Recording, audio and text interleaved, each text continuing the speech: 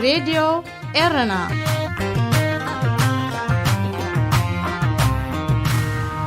عزو السلامتنا تقبلوا أبستفلالي كورنعات عالم كوينكم نمدبات راديو إيرنا اتكتاتلو زخبركم سمعتنا نايلو مسوني شوعة تمسكرم كل تشحن إسران فنوار راديو إيرنا كموتروب زينا يجمر فلما أرستاتو كوبانيا عدنا بشا توسقتي عبيتنا هنس أمكاين كابشاينا شميتو أب أوغندا أمرجات سعيريلو نافذ بستوكوسا منيستر تأسيرو حفرات إمارات عرب بحدقة على غلق نستهاسي حزب السودان نمردا 100 طن هتوت سبقة وحجز لقيسا راديو إيرنا.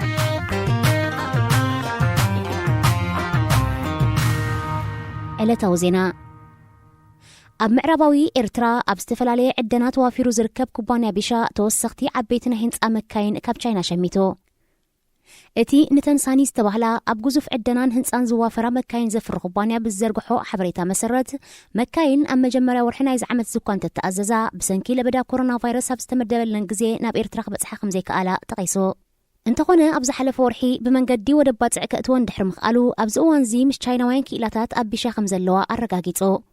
كوبانيا ساني بزيكان إرترا ني إندونيسياون تمساسلتين عدنان هنسان مكاين كمشت ألا تقيسو الله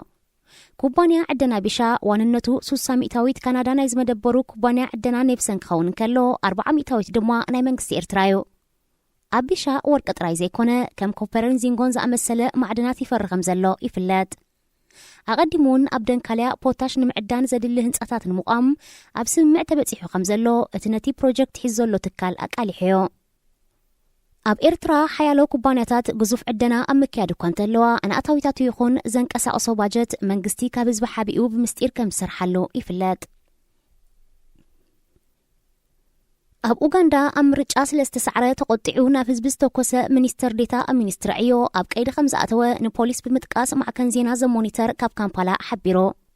اتي موسيق وركوتانا استبهالة منيستر أب معرباوي أوغندا زوانو تنغامو أب زركب روحاوا استبهالة كبابي نقبال النتبايتو أب استخايد مرجع بمقنا أنتو دحر مسعرو كاب حدا الجبتو تأبنجاب من زعيو تأكيونا بزنبرا هزبي تقص خفيتو بات تقصي حدا بتونعق قوصلن كالو بوحدو كل التدما فوكس قدقات بتحوام دحرتي بربعة مسكرم زقات أما فتسامي بوليس نت منيستر مسال استعجبتو أب كايد دحر متاو أخبار حقة هاجر بفتنا قتلت جمنا وخصي مسريت اللوم الله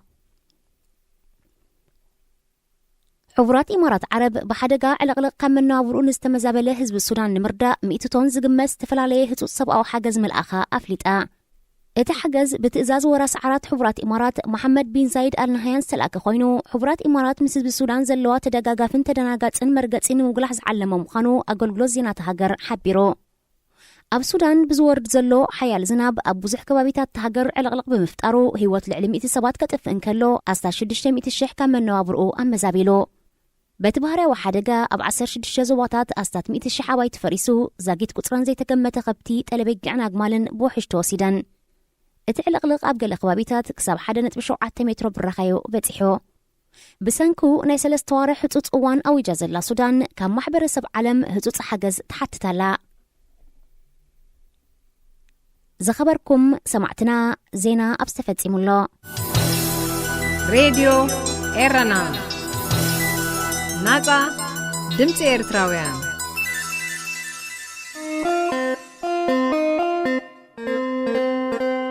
أنا أدم أبرادي إيرنا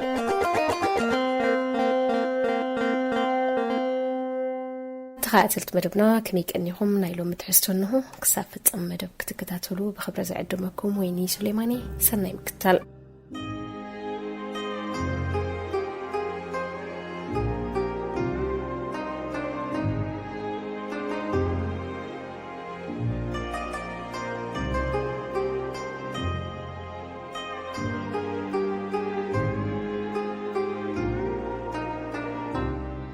حزردو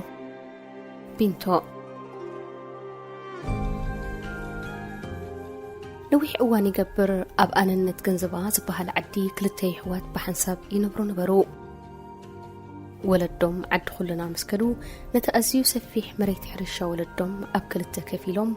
ابت مأكل حرشاتات ابايتهم هانيتهم بسلام بفقري هيوتهم يمرحو نبرو ኣብ እዋን ማሕረስን ምጉልጓልን ጻህያይን ምህርቲ ምሕፋስን ኣብ ክረምትን ሓጋይን ኮታስ ኩሉ ግዜ እናተሓጋገዙ ንብረትን ጥሪትን እናተለቃቅሑ ሓንቲ መዓልቲ እንትኹን ከይተቆራረዩ ንዓመታት ኣሳለዩ። ሓንቲ መዓልቲ ግን ግዲ ሰይጣን ሰሚዑ ብዛዕባ ፍቅሮም ክልቲኦም መበገሲኡ ዘይዝክርዎ ተኻረዩ ደኣ። መጀመርያ ሰላም ናይ እግዚአብሔር ተነፋፍጉ። ጸኒሖም ሓድሕድ ሕውነታዊ ምትሕግጋዝ ደው ኣበሉ።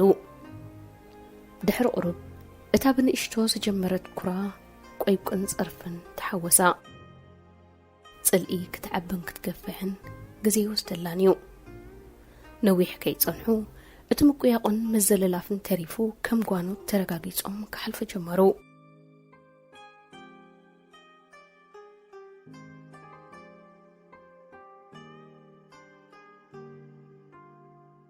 ከምዚ ኢሎም እንከለዉ ሓደ ጋሕጋሕ ጌሓት ማዕጾ ገዛ ተዓቢ ተኳኩሐ። መን ምዃኑ ንምርኣይ ማዕጾ ምስ ከፍተ ድማ ኣብ ኣፍደግኡ ሓደ ሰብኣይ ንእሽቶ ሳንዱቕ መሳርሒታት ጽርበት ተንጠልጢሉ ደው ኢሉ ጸንሖ። ሰላም፣ እንታይ ዝኾንካ ኢኻ? ብድሓን ዲኻ? ሓተቶ። ወዮ ሰብኣይ ስራሕ የናዲ ከም ዘሎን ምኩር ሃናፅን ጸራበ ዕንፀይትን ምዃኑ ነገሮ። ገለ ውዕለት እንተረኸበሉ ክጥይቆ ኢሉ ከም ዝመጸ ድማ ሓበሮ። በዓል ቤት ንገለ ካልኢታት ድሕሪ ምሕሳብ ንቤቱ ከኣቱ ዓደሞ። ቁራስ ቅጫን ኩባያ ጸባን ድሕሪ ምቕራብ ድማ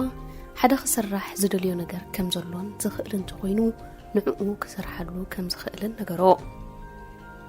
እቲ ኸዓሞ ዘለዎ ስራሕ ንምሕባር ንግዳም ሒዞ ወፅእ። ናብቲ ቦታ እናመልከተ ድማ ከም ዝበሎ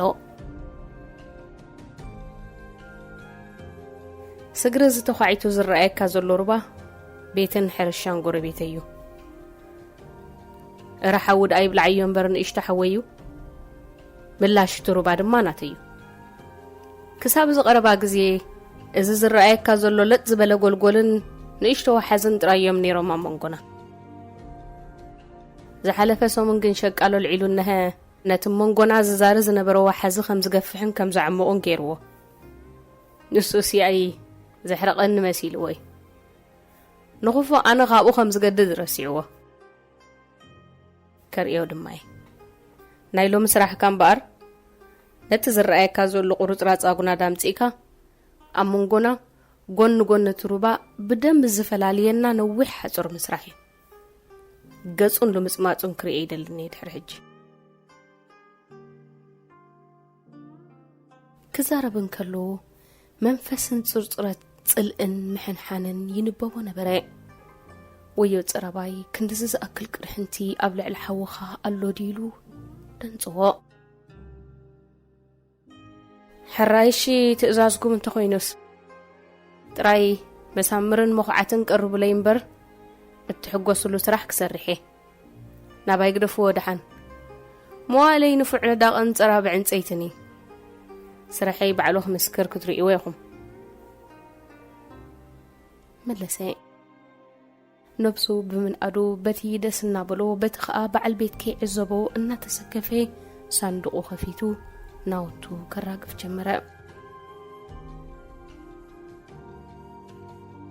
ስራሕ ምትጀመረ ወያ በዓል ገዛ ካልዋጢት ስለ ዝነበሮ ገዲፍዎ ንኸተምኡ ተመርቀፈ።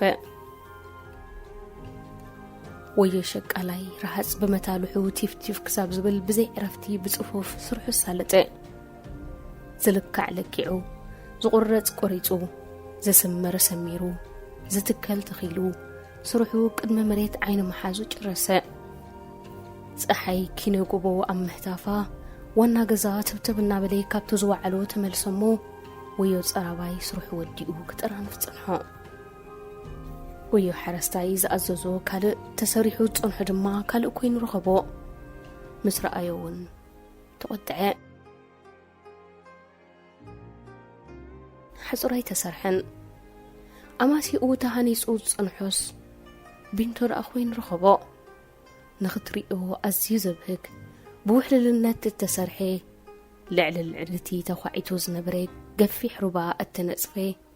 ናቱን ናይ ሓውን ሸኻታት ዝጸንበረን ዘላገበን ናይ ዕንፀይቲ ቢንቶ ደኣ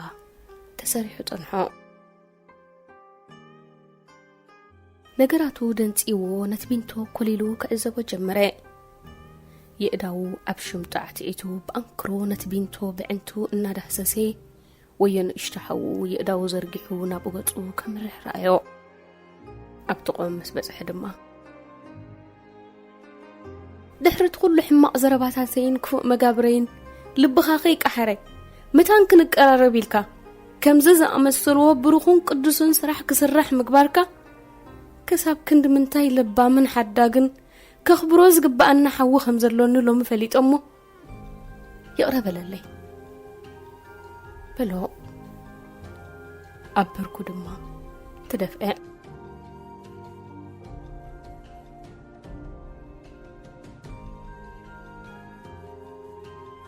ኣብ ተልዕልቲ ቢንቶ ኮይኖም ውን የቕረ ይኹንካ ተባሂሎም ተሰዓዓሙ ምስዓዓሞም ከይወድኡ ድምፂ ሰሚዖም ግልጽ በልሙ ወያ ሸቃላይ ድሮ ኣቑሑቱ ኣብ ሳንዱቑ ጠርኒፉ ሳንዱቑ ኣብ ማእገሩ ክጸውር ረኣይዎ ኖ ኣይፋልካ ሓንሳብ ዳ ጽናሕ ፍቓድካ እንተኾይኑሲ ገለ ቁሩብ መዓልታት ምሳናቐኒ ገለ ክትሕግዘኒ ትኽእል ስራሓትካ ኣይሰኣነንን እዩ ናዕዳ ኣይትኸይድ በሎ እቲ ዓብዪ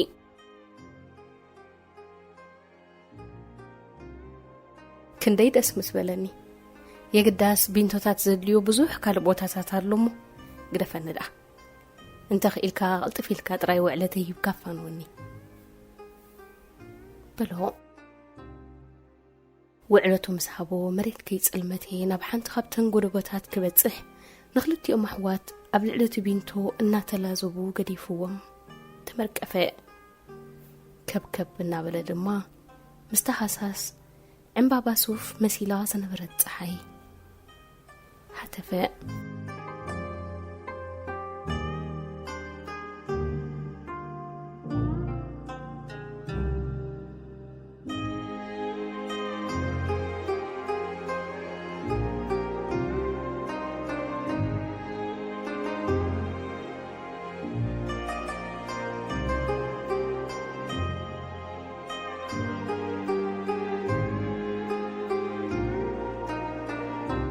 روبيل تخلاي كاب مربب حبريتا مقاريا التوستي راديو إرنا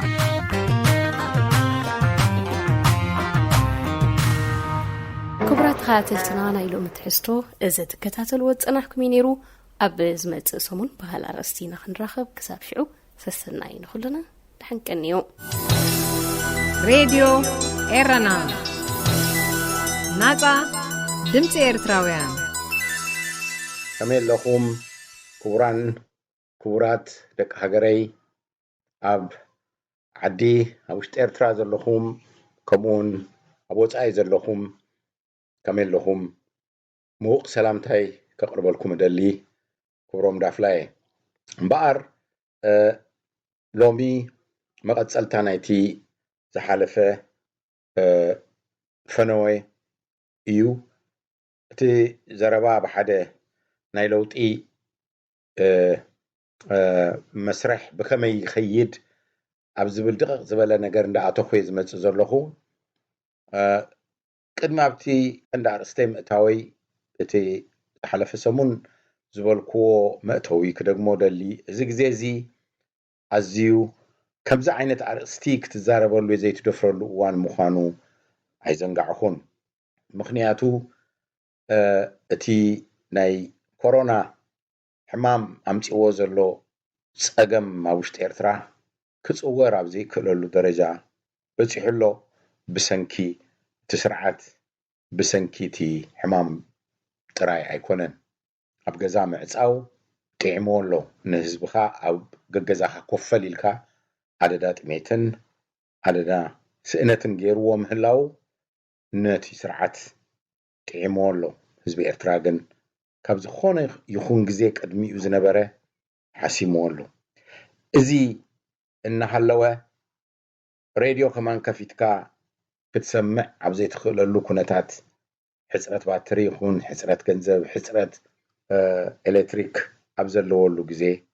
إذا ما الأختي كم حلالف مفتاني نزي سمعه كتقملو لي سمع دما سق بمبالي زمصولو تسلا زي باللي تزاربو زلكم مخانو أقدمه يقريت عند حتتكو جمرو بتحد وجن زودقنا نودق سق كم بال انتاي كجبري خيل أبزبل مزرابون يتقميو كابزبلي بفلاي إذا ما الأختي نلومي أوانيو ودبات نطفات والكسبات حدا نجر نجبر أبزلولو جزء لو تنممسا أبوشت إرترا يتقمكم خوني له ذقربو زلخم الأختيو مخنياتو لو تأب حجر ممسا كم حدا فلي نجر زو السد يكونن لو تأب حجر ممسا على ما ساوي حقتات على أبو يزارب زلخو تايم القراب نجبر علنا كم زيجاتات نزي حسم كونتات نمقيار بقر بودب بوليتيكا ودبات بزحاتهم كونا خلاين جن بوليتيكا ودب يو نتي لوتي كمرح زلو زبل صنع امنتي بزح جزي دقاقمو اللخو والكسبات بينهم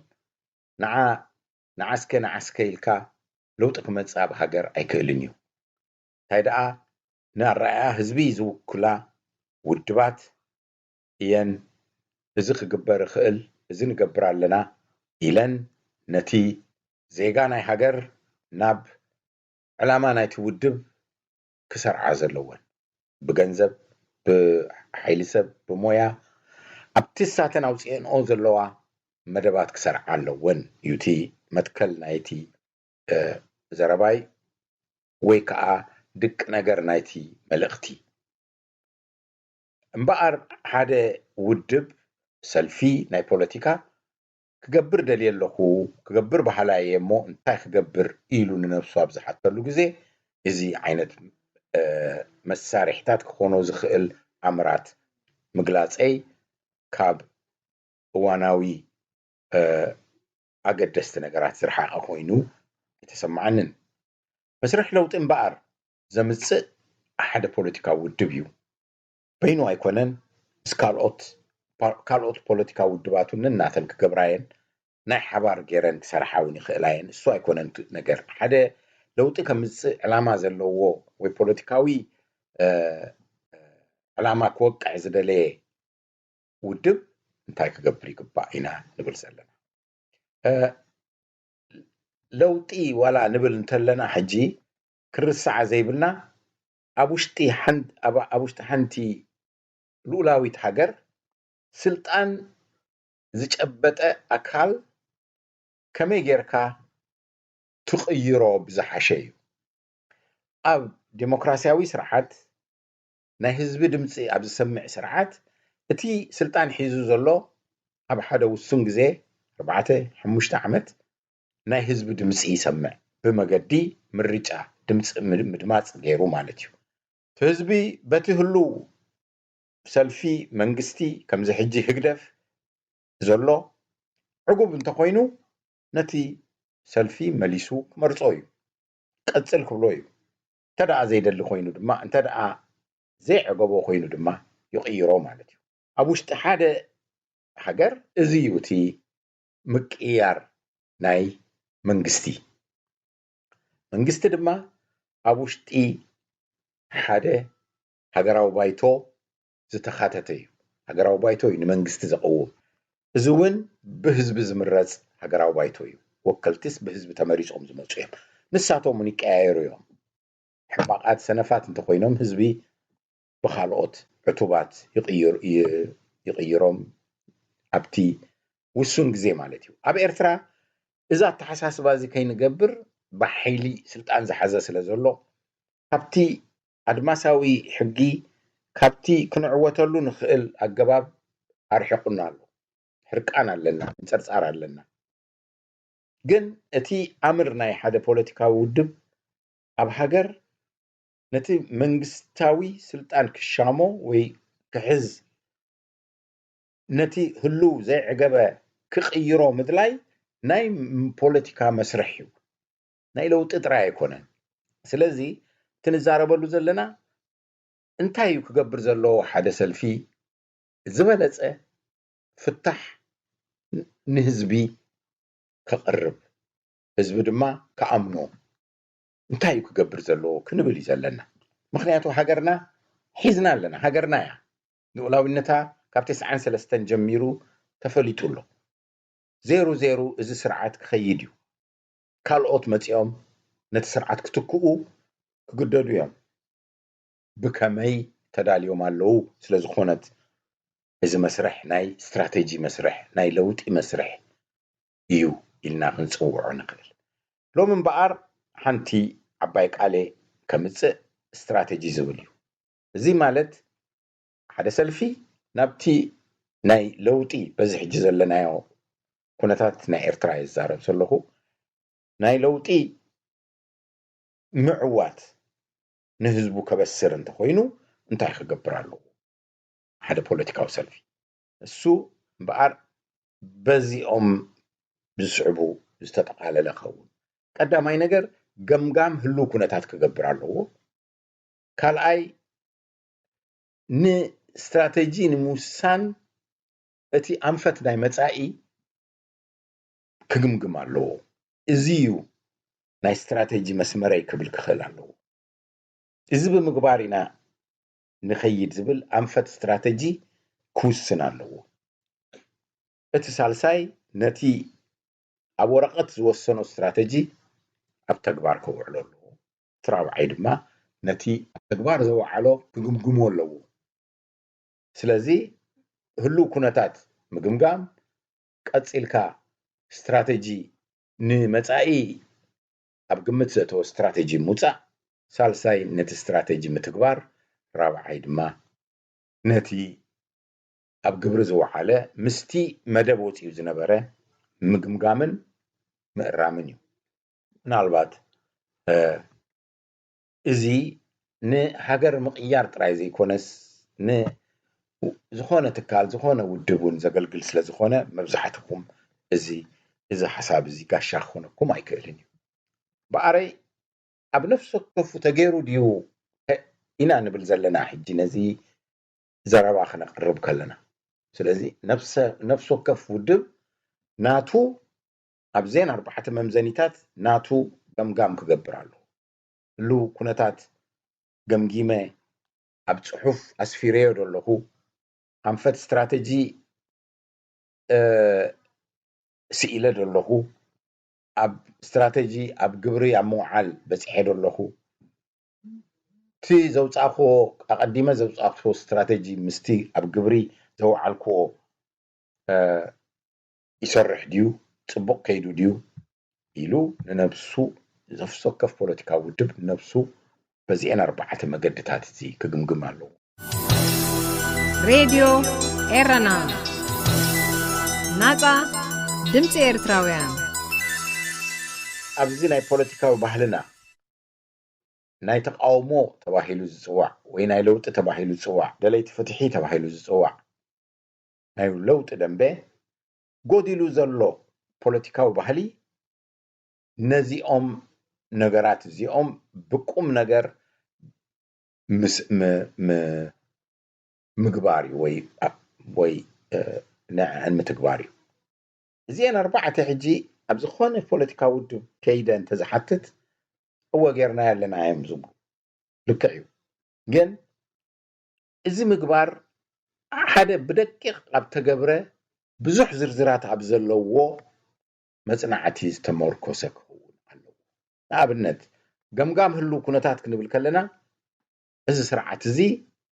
ንህዝቢ ዘሳቕ ዘሎ እዩ ስለዚ ፈሊጥና ያለና ዝኾነ ይኹን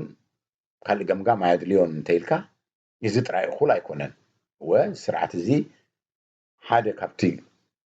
ትንታነ ናይ እዚ ህሉ ኩነታት እዩ ካልእ ኸ ህዝብና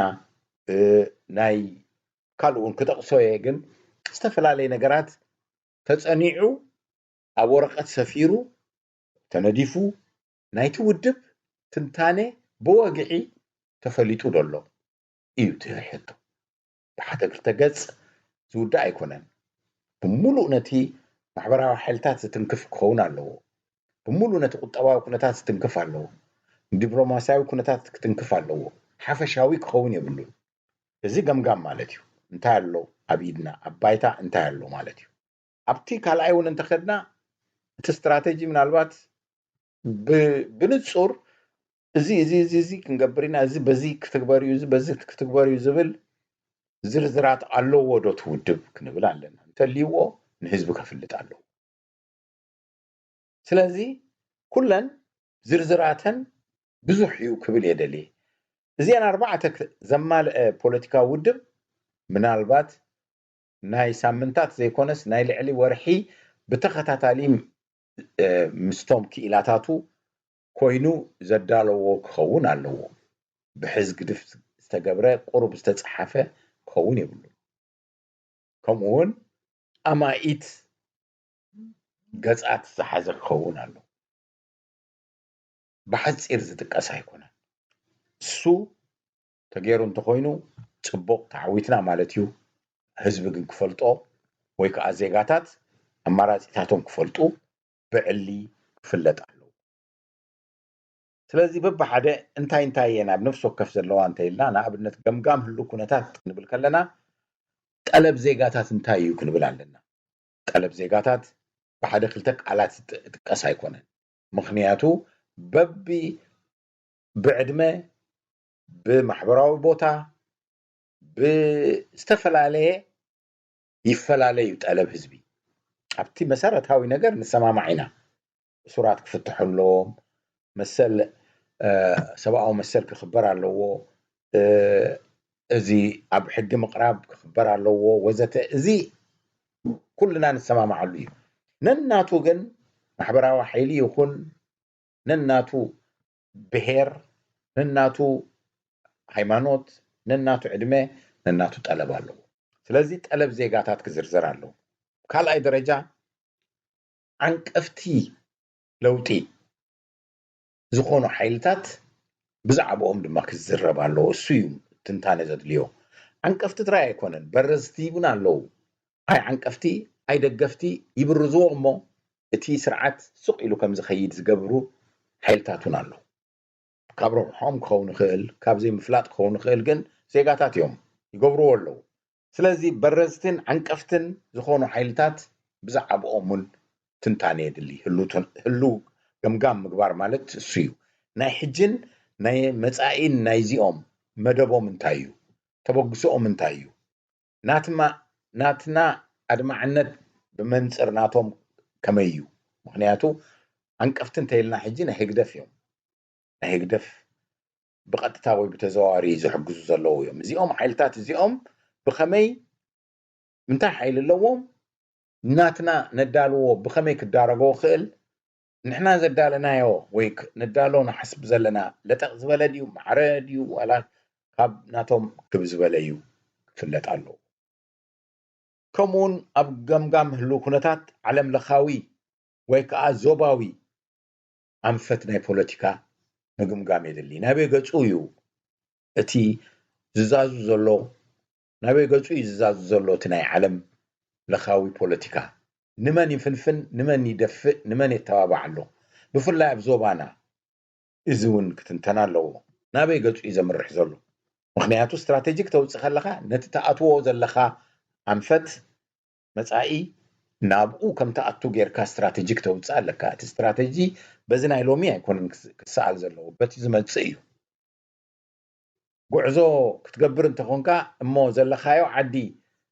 ዋዒ እንተኾይኑ ትኸዶ ዓዲ ግን ቁሪ እንተኾይኑ ነቲ ቁሪ ዝኸውን ክዳውንቲ ካትማላእ ስለዚ ሎሚ ብዘሎ ህሉ ኩነታት ጥራይ ኣይኮናን ስትራቴጂ ክወፅእ ዘሎ ነቲ ቅድሚቱን ክገብር ኣለዎ እዚ እዩ ገምጋም ህሉ ኩነታት ማለት ናይ ቀረባ ሸቶታትናን ዕላማታትናን نحرم دولنا حجينا عبنت دنبه لوطي يحرم دولو تشتو ات بوليتيكا ودب اتشتو زوصو ناي قربان ناي رحقن علاماتات يوقع دولو ኣብ ሓደስቲ ተበግሶታት ጽቡቕ ዶ ኸይዱ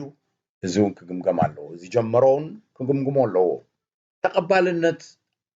ናይዚ ኣብ ህዝቢ ከመይ እዩ ተቐባልነቱ ኣብ ኣባላት ናይቲ ፖለቲካዊ ውድብ እንታይ እዩ ኣብ ተቐባልነቱ ኣብ ኣተግበርቲ ዝኾኑ ፈጸምቲ ናይቲ ውድብ ዝኾኑ ፈጸምቲ ስራሕ ተቐባልነት ኣለዎ ዶ ትዘወፀ መደባት ናይቲ ሰልፊ ቅድሚ ሕጂ እንታይ ክመሓየሽ ኣለዎ ይብሉ እቶም ኣተግበርቲ እዚ ኩሉ ክግምገም ኣለዎ ብሓፈሹ ድማ እቲ ውድብ ዝቆመ ውድብ ድሮ ቆይሙ ዘሎ ውድብ ውድባዊ ቅርጹ እቲ ኣብ ውሽጡ ዝሰርሓሉ ዘሎ ስርዓታት ንበሎ እዚ ሲስተም መስርሓት ቴክኖሎጂ ባህሊ ውድባዊ ባህሊ ኣብ ውሽጡ ዘሎ ከመይ ኣሎ የስርሕ ዶ ጸኒሑ ትቅርጽ የስርሕ ደሎ እቲ ሲስተም ተፈጥረ ጽቡቕ ዶ ኸይድ ኣሎ ኣብ ውሽጢ እቲ ውድብ ክሰርሓሉ ዝተገብረ እዚ እውን ይድምደም ማለት እዩ እዚ ሕጂ ንህሉ ኩነታት ጽቡቕ ጌርካ ምስ ፈለጥካ ንቅድሚት እንታይ ከም ትገብር ይሕግዘካ ኣብ ቁጽሪ 2 የእትወካ ማለት እዩ እዚ እውን ንኣንፈት ስትራቴጂ ንምውፃእ ኣንፈትካ እንታይ እዩ ናይ ቅድሚት ኣንፈት ንናይ ቅድሚት ኣንፈት ኣብ ግምት ዘእተወ ስትራቴጂ እንታይ እዩ እዚ ቁጽሪ 2 ዝበልክዎ እዩ ብመሰረት እቲ ኣብ ቁጽሪ 1 ዝተኣከበ ገምጋም ሓበሬታ ዝዳሎ እዩ ስትራቴጂ ካብኡ ተበጊስካ እምበኣር እዚ ንቀይር ትብል ማለት እዩ ሬድዮ ኤረና ናጻ ድምፂ ኤርትራውያን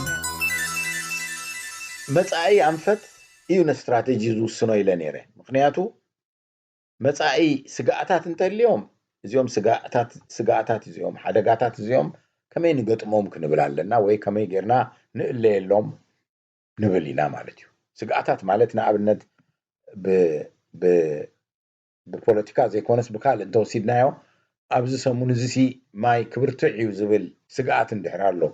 እሞ ንፋስን ወሒጅን መጺኡ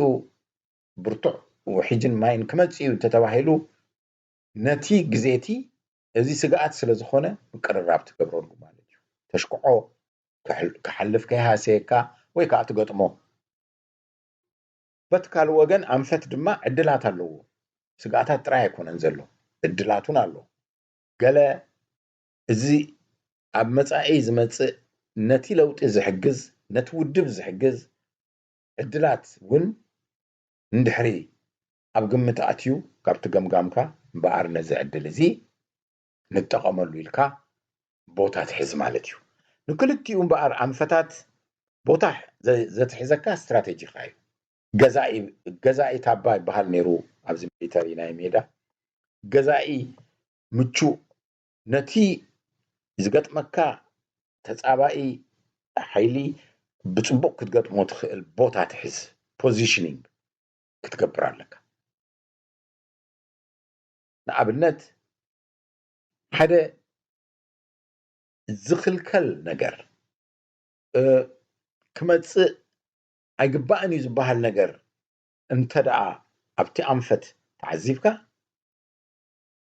ይምጻእ እቲ ነገር እቲ ንሕና ዘርባሕና እንተኾይኑ እቲ ዝመጽእ ነገር ክንጥቀመሉ ኢና ኢልና ቦታ ሒዝና ንጸንሕ እንተደኣ ኣስጋኢ ኮይኑ ድማ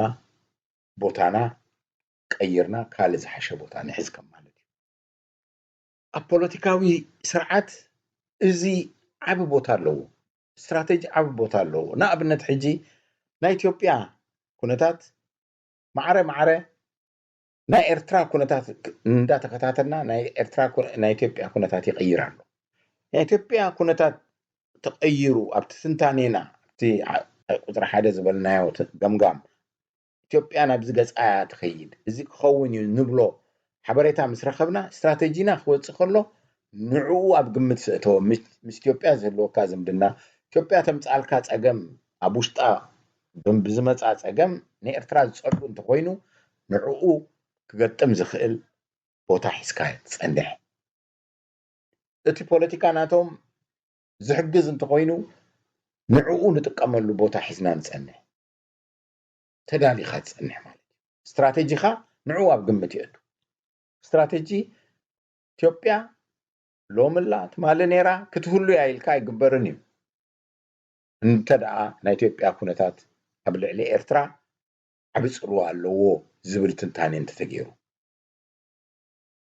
ንበል ናይ ኬንያ ኩነታት ንኤርትራ ብዙሕ ኣይምልከታን ኢልካ ሸለል ክትብሎ ትኽእል ኢኻ ኣብኡ ዘሎ ኣብ ኬንያ ዝግበር ዘሎ ኩነታት ለውጢ እንተልዩ ኣይምልከተናን ኢልካ ገምጊምካ ክትገድፎ ትኽእል ኢኻ ናይ ኢትዮጵያ ናይ ሱዳን ናይ ጎረባብቲ ሃገራት ግን ኣብ ግምት ተእትዎ ማለት እዩ ቦታ ትሕዝ ነቲ ዝመፅእ ኣብኣቶም ዝመፅእ ለውጢ ንኤርትራ ከም ዘይሃስያ ወይ ከዓ ኤርትራ ከም ትብለፀሉ ከም ትጥቀመሉ ትገብሮ ማለት እዩ ሕጂ ስትራቴጂ ማለት እዚ እዩ ውድባትና ንከምዚ ዘውፅኦ ስትራቴጂ ኣሎ ዶ እንተልዩ ድማ ንህዝቢ የፍልጣ ናይ ህዝቢ ተቐባልነት ክረኽብ ኣለዎ ሓደ ዝጎደለ ፖለቲካዊ ኤርትራ እንታይ እዩ ምስጢራዊ ኮይኑ ኣብ ትውድብ ወይ ከዓ ብኢንተርቪው ብገለ ጥራይ በጨቕ ይብል እምበር ከም ሓደ ጽሑፍ መርገፂ ስትራቴጂና እዚ እዩ ዝብል ኣብ ደቂቕ ኩነታት ዝተመርኮሰ ኣይንገርን እዩ ካብኡ ክንወፅእ ኣለና ህዝቢ ናይ መሪሕነት ተራ ክፈልጠልና እንተኮይኑ ስለዚ ሓደ ፖለቲካ ውድብ ኣብ ስትራቴጂኡ እዚ ኢና ክንገብር ክብል ኣሎ እዚ ድማ ብመግለፂ ንህዝቢ ክንገር ኣለዎ ኢሉ ልክዕዩ ስትራቴጂ ክንብል ከለና ካልኡን ኣሎ ምስኡ ዝለግብ ከም በዓል ሸቶታት ምንፃር ወዘተ እዚ ግን ከም ርዱእ ወስዶ ኣብቲ ስትራቴጂ ግን ክትሕንፅፆ ኣለካ ምክንያቱ ስትራቴጂ ምስ ሓንፀፅካ ኢኻ ኣብ ትግባረ ናይ ስትራቴጂ ድማ ካልእ መደባት ክተውፅእ ትኽእል ወይ ውጥናት ክተውፅእ ትኽእል ንኣብነት ኣብ ቁፅሪ 2 ስትራቴጂ ምስ ሓንፀፅካ እሞ ምስ ተወድአ እዚዩ ስትራቴጂና ተባሂሉ 3 4 5 ዋላ 10 ክኸውን ይኽእል ክተውፅእ ከለኻ መጨረሻ ነዘን ስትራቴጂ እዚአን ንምትግባር ሓይሊ ሰብ የድልየካ ብምቁፃር ድዩ ብመንሕራይ ድዩ ብካልእ መልክዕ ግድን ሓይሊ ሰብ ዝሰርሕ ሓይሊ ሰብ ክትሕዝ ኣለካ ስትራቴጂ ብዘይ ሰብ ኣይሰርሕን እዩ ሓይሊ ሰብ ክትገብር እንተኾንካ ድማ ገንዘብ ከድልየካ እዩ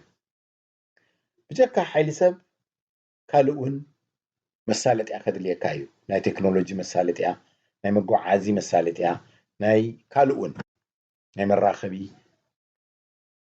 እዚ ኩሉ ክመፅእ እንተኮይኑ እውን ገንዘብ ከድልዮ እዩ ባጀት ማለት እዩ ውጥን እዩ እምበኣር እቲ ትግባረ ዝበሃል መጀመርያ ኣብቲ ስትራቴጂ ብዝርዝር ኣብ ምግባር ዝምርኮስ እዩ ትግባረ ስቕ ኢልካ ኣይተኣትወን ኢኻ ነቲ ዝበልካዮ ስትራቴጂ ዘድሊ ከምቲ ዝበልኮ ኣማኢት ገፅኣት ዝሓዘ ናይ ገንዘብ ናይ ሞያ ናይ ሰሌዳ ግዜ መደብ ወይ ውጥን ምውፃእ የድልዩ ለውጢ ብዘይ ውጥን ክመፅእ ኣይክእልን እዩ ውጥን ይንኣስ ይዕበ እሱ ይዘዕውተካ ሃገር ዝምልከት ንህይወትን ንጥዕናን ናይ ሚልዮናት ሰባት ዝምልከት ጉዳይ እንዳተዛረብካ ከለኻ ከም ፖለቲካ ውድብ መጠን ንዕኡ ዝገበርካዮ ምድላው ከመይ ገይሩ እዩ ብሓደ 2 ገፅኣት ብ10 ብ20 ገፅኣት ዝውዳእ ኣማኢት ዋላ እውን ሒደት ይኹን እምበር ሒደት ኣሽሓት ገፅኣት እዩ ዝፅሓፍ ናይ ገንዘቡ ናይ ሰቡ ናይ ዝርዝራቱ ናይ ሰሌዳ ግዜ እዚ ጅመር እዚ መጀመርያ ይግበር ድሓር ዝስዕብ ክትብል ኣለካ እዚ ኩሉ ክዳሎ ኣለዎ በቲ ውድብ ማለት እዩ ንትግባረ የዳሉ ኣለዎ ውጥናቱ ይገብር ኣሎ ኣክሽን ፕላን ዝብል ቃል በእንግሊዝ ብዙሕ ግዜ ዝደጋግሞ እዩ እሱ ማለት እዩ ወይ ከዓ ውጥን ትግባረ ማለት እዩ ሬድዮ ኤረና ናፃ ድምፂ ኤርትራውያን ዝኸበርኩም ሰማዕትና እዚ ትሕዝቶ ገና ኣይተዛዘመን ካልኣይ ክፋሉ ዝመፅእ ሰሙን ሒዝናልኩም ክንቀርብ ኢና ጨና ኣዳም ኣብ ራድዮ ኤረና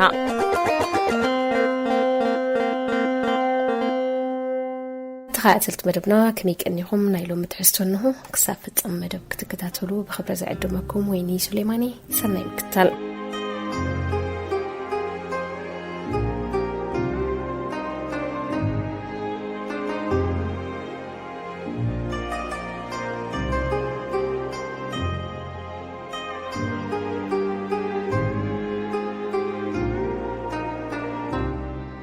ሓጽርዶ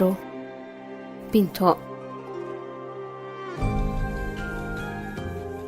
ነዊሕ እዋን ይገብር ኣብ ኣነነት ገንዘባ ዝበሃል ዓዲ ክልተ ይሕዋት ብሓንሳብ ይነብሩ ነበሩ ወለዶም ዓዲ ኩልና መስከዱ ነቲ ኣዝዩ ሰፊሕ መሬት ሕርሻ ወለዶም ኣብ ክልተ ከፊሎም ኣብቲ ማእከል ሕርሻታት ኣባይቶም ሃኒጾም ብሰላም ብፍቕሪ ህይወቶም ይመርሑ ነበሩ ኣብ እዋን ማሕረስን ምጉልጓልን ጻህያይን ምህርቲ ምሕፋስን ኣብ ክረምትን ሓጋይን ኮታስ ኩሉ ግዜ እናተሓጋገዙ ንብረትን ጥሪትን እናተለቃቅሑ ሓንቲ መዓልቲ እውን ትኹን ከይተቆራረዩ ንዓመታት ኣሳለዩ ሓንቲ መዓልቲ ግን ግዲ ሰይጣን ሰሚዑ ብዛዕባ ፍቕሮም ክልቲኦም መበገሲኡ ዘይዝክርዎ ተኻረዩ ደኣ መጀመርያ ሰላም ናይ እግዚአብሔር ተነፋፈጉ ጸኒሖም ሓድሕድ ሕውነታዊ ምትሕግጋዝ ደዋበሉ ድሕሪ ቁሩብ እታ ብንእሽቶ ዝጀመረት ኩራ ቆይቁን ጸርፍን ተሓወሳ ጽልኢ ክትዓብን ክትገፍሕን ግዜ ወስደላንዩ ነዊሕ ከይጸንሑ እቲ ምቁያቁን መዘለላፍን ተሪፉ ከም ጓኖት ተረጋጊጾም ክሓልፉ ጀመሩ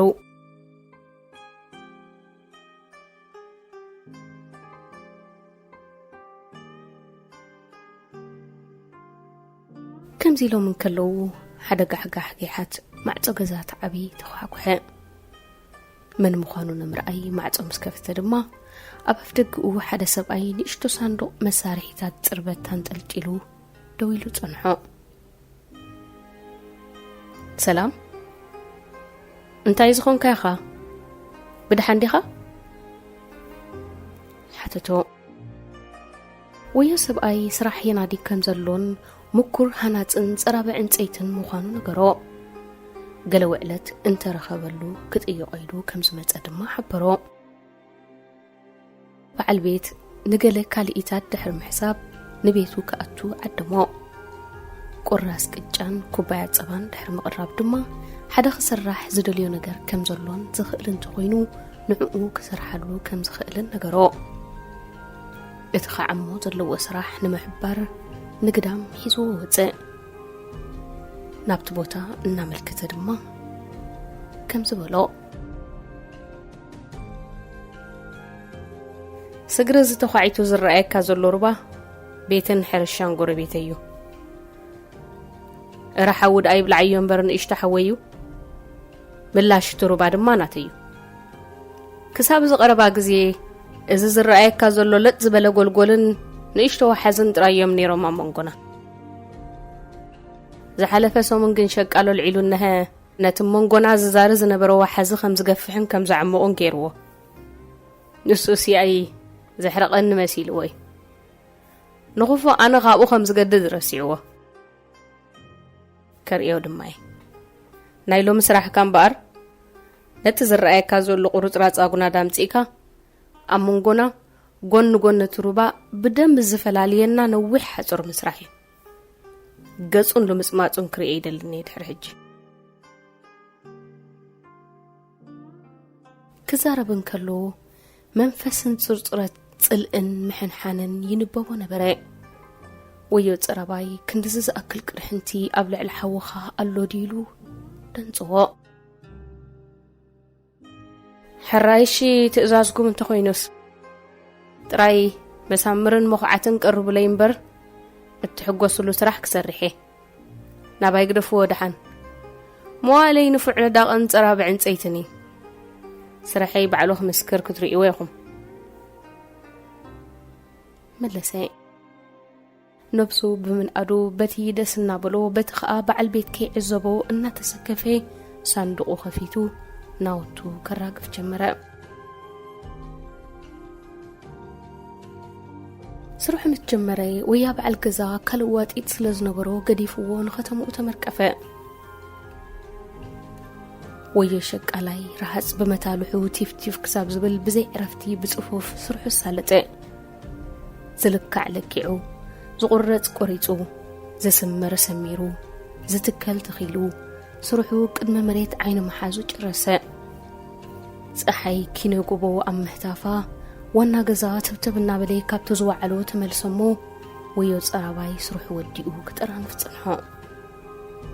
ወዮ ሓረስታይ ዝኣዘዞ ካልእ ተሰሪሑ ጽንሖ ድማ ካልእ ኮይኑ ረኸቦ ምስ ረኣዮ እውን ተቆጥዐ ሓጹራይ ተሰርሐን ኣማሲኡ ተሃኒጹ ጽንሖስ ቢንቶ ደኣ ኮይኑ ረኸቦ ንኽትሪኦ ኣዝዩ ዘብህግ ብውሕልልነት እተሰርሐ ልዕሊ ልዕልቲ ተኳዒቱ ዝነበረ ገፊሕ ሩባ እተነጽፈ ናቱን ናይ ሓውን ሸኻታት ዝጸንበረን ዘላገበን ናይ ዕንፀይቲ ቢንቶ ደኣ ተሰሪሑ ጽንሖ ነገራቱ ደንጺዎ ነቲ ቢንቶ ኮሊሉ ክዕዘቦ ጀመረ ይእዳው ኣብ ሽምጡ ኣዕቲዒቱ ብኣንክሮ ነቲ ቢንቶ ብዕንቱ እናዳህሰሰ ወየን እሽተሓው ይእዳው ዘርጊሑ ናብ ገጹ ከምርሕ ረኣዮ ኣብቲ ቆም ምስ በጽሐ ድማ ድሕሪት ኩሉ ሕማቕ ዘረባታተይን ክፉእ መጋብረይን ልብኻ ኸይቀሓረ መታን ክንቀራረብ ኢልካ ከምዚ ዝኣመሰልዎ ብሩኹን ቅዱስን ስራሕ ክስራሕ ምግባርካ ክሳብ ክንዲ ምንታይ ልባምን ሓዳግን ከኽብሮ ዝግባአና ሓዊ ከም ዘሎኒ ሎሚ ፈሊጦሞ ይቕረበለለይ በሎ ኣብ በርኩ ድማ ተደፍአ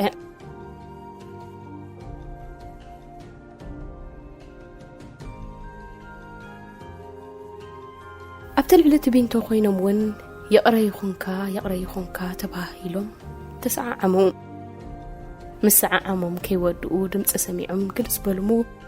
ወያ ሸቃላይ ድሮ ኣቑሑቱ ኣብ ሳንዱቑ ጠርኒፉ ሳንዱቑ ኣብ ማእገሩ ክጸውር ረኣይዎ ኖ ኣይፋልካን ሓንሳብ ዳ ጽናሕ ፍቓድካ እንተኾይኑሲ ገለ ቁሩብ መዓልታት ምሳናቐኒ ገለ ክትሕግዘኒ ትኽእል ስራሓትካ ኣይሰኣነንን እዩ ናዕዳ ኣይትኸይድ በሎ እቲ ዓብዪ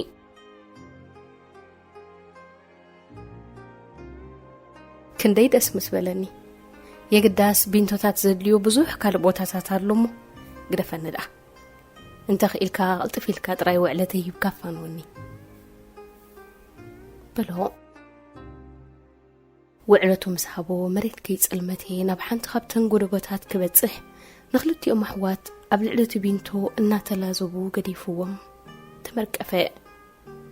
ከብከብ እናበለ ድማ ምስተሓሳስ ዕምባባ ሱፍ መሲላ ዝነበረት ፀሓይ ሓተፈ